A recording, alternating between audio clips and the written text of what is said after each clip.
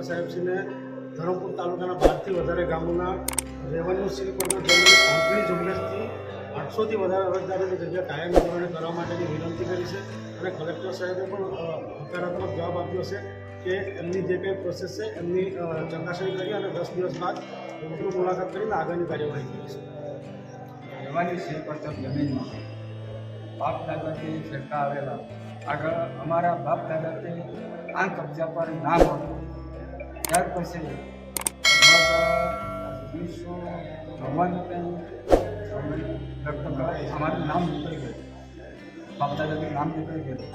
ત્યાર પછી નામદાર સરકાર થઈ આજ સુધી કબજો અમારા છે જ અને તો આ જ જમીન પર અમારા સરકાર થતા છે. અમારા બાપ દાદાને છેડતા આવેલા અમારા તેમ પર નામ હતું. ત્યાર પછી મામલતદારમાં ગયા, મામલતદારને બતાવ્યું કે શહેરમાં પણ અમારા બાપ દાદાનું નામ છે.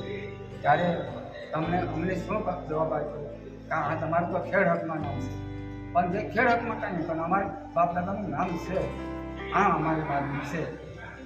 સાહેબે તમને શું સાહેબને ઉપર તેમ તો જાહેરનામા પડે પછી તમને ફોન મારવા પ્રાંત કાર્ય પ્રાંતને આવું કે તમારું ઉપર જાહેરનામા આવે છે તમને ફોન મારવામાં આવે.